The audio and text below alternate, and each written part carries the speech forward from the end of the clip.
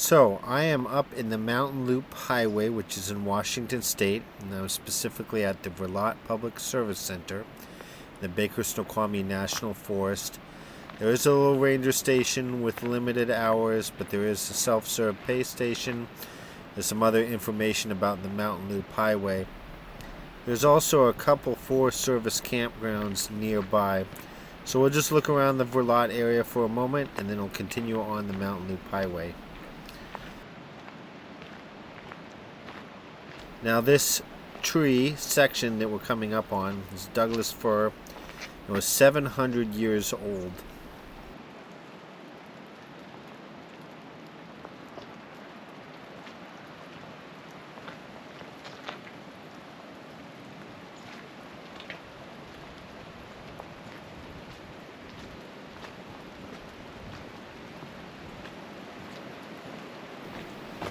This river is the South Fork of the Stillaguamish.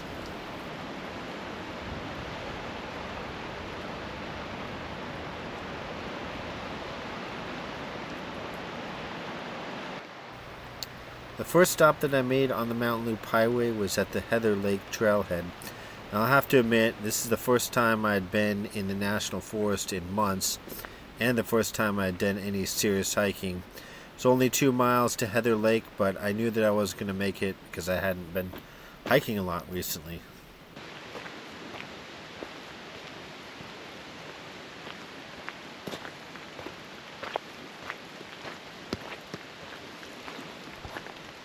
So it had been raining all morning, but we kind of got a little bit of a break.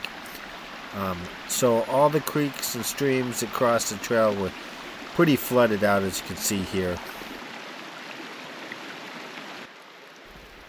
So I have seen a lot of these posts and also some other markings. I've seen this a couple times where the professional trail crews are getting ready to make some major improvements, though. Those posts do look pretty recent, but I'm kind of wondering if they're even going to be able to accomplish the work with all the downsizing of the national forests and national parks that they've had recently.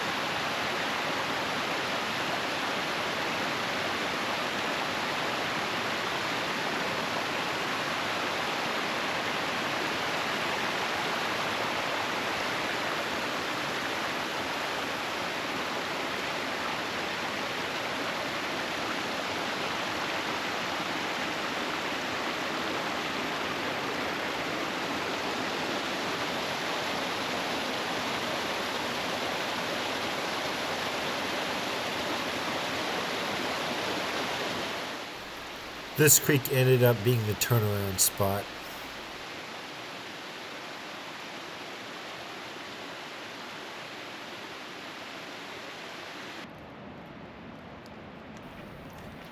So this will give you maybe a little bit of reference just how large some of the trees that we get here in the Northwest are.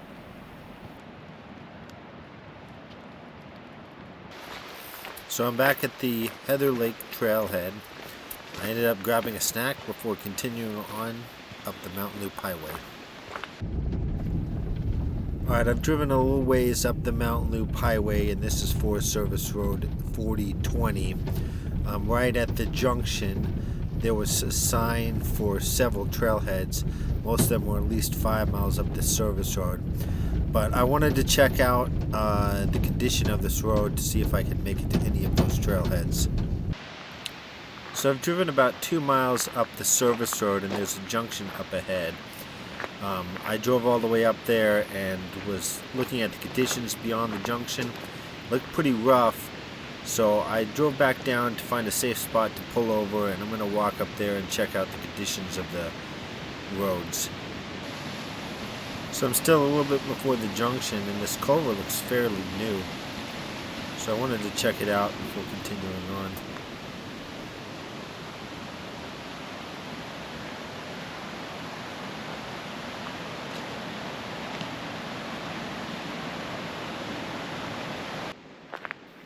So we're at the junction, and if you look ahead, that road has quite a few potholes.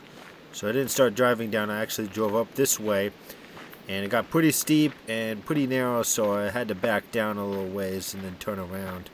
So we'll walk up this road a little bit to see the condition of it. I don't know if this waterfall has a name, but this is on Schweitzer Creek.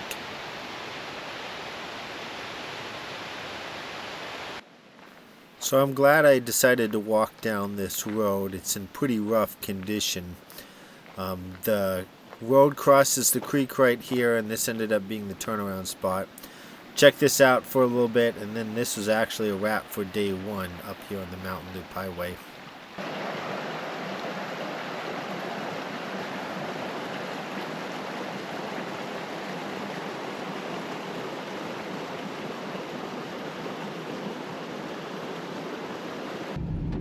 Day 2 on the Mountain Loop Highway, and it's still on and off raining.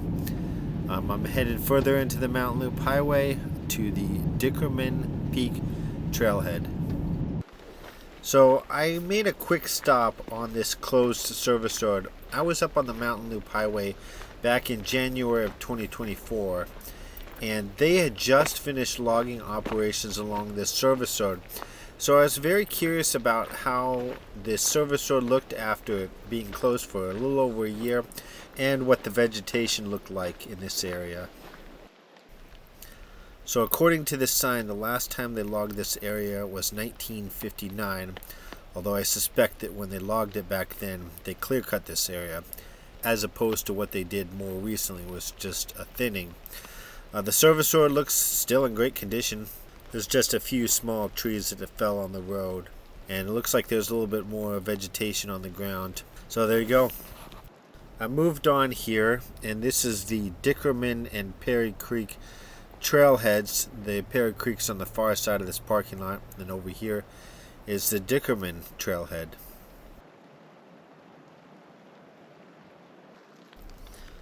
So here we go on the Dickerman Mountain trailhead. It's 4 miles in one direction, so the plan was to go maybe a couple miles on the trail, but not all the way up to the top. This is an interesting creek. The ground right here must be pretty cavernous because right up there the water goes underground. I've seen this in a couple spots, but never with so much water disappearing underground. I'm not sure how far down the hillside that the water starts flowing above ground.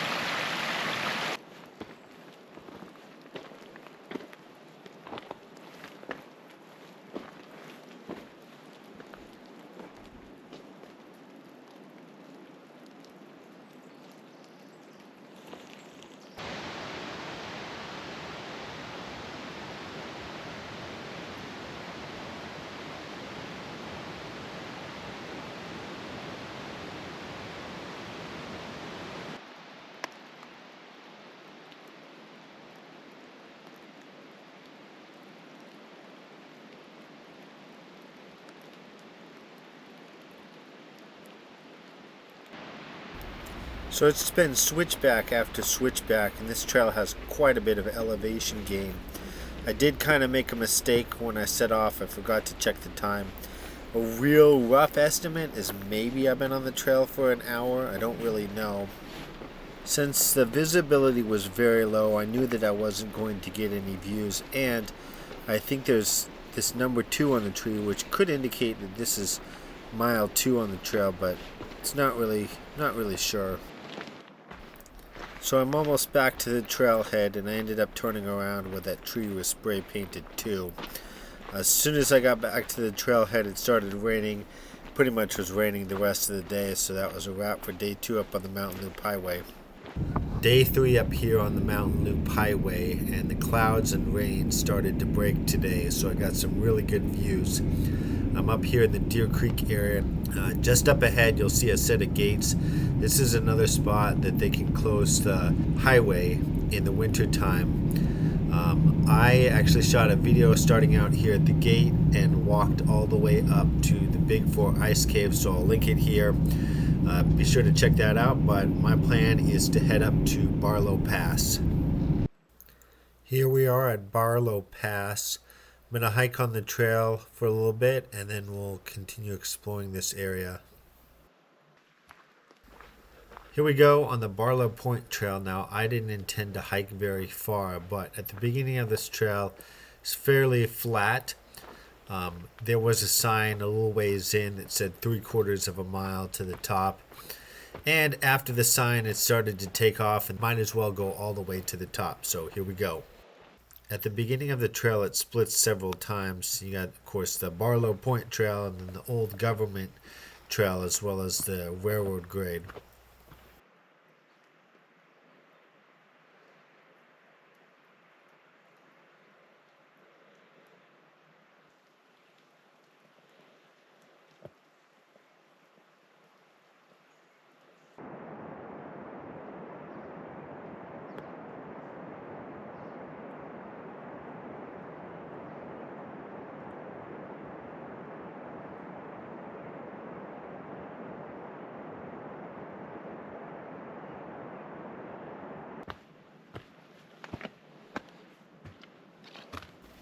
We made it to Barlow Point.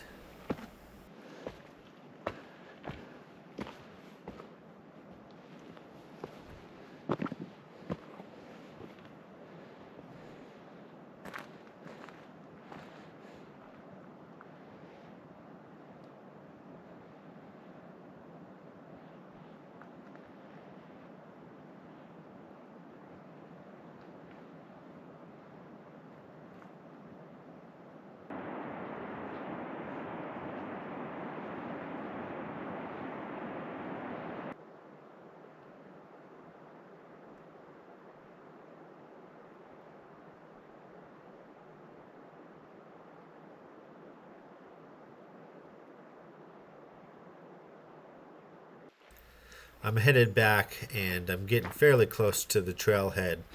I noticed the railroad grade, which is this right here from the Barlow Point Trail, so I figured I'd hike the rest of the way back to the trailhead on the railroad grade.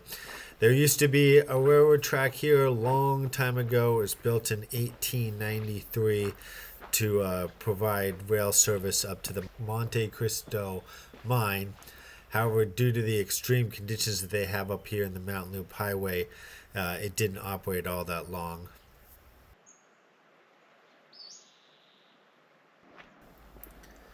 Okay, so I'm back at Barlo Pass, and this is where the Mountain Loop Highway turns into a gravel road for the next 13 miles. And as you can see, the road is still closed at this point, and it was May 21st when I was out here.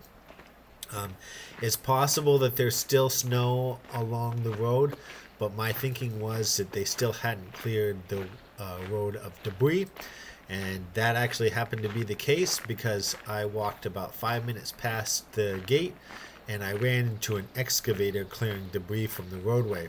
So I actually turned around and came back to the trailhead, waited until the excavator cleared the area, and then started hiking again.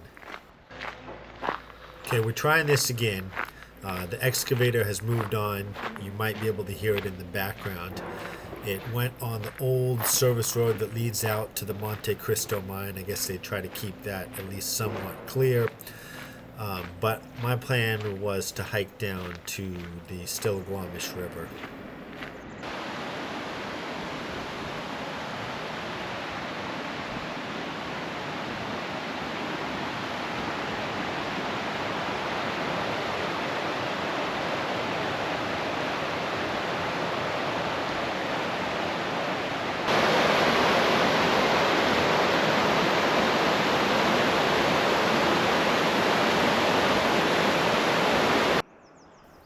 This is somewhat of a bonus clip. As I was leaving the Mountain Loop Highway, I noticed a very clear view of the Big Four Mountains. There's still a little bit of cloud cover, but I had to pull over and check it out. So that's going to be a wrap for this trip up to the Mountain Loop Highway. I want to thank you for watching.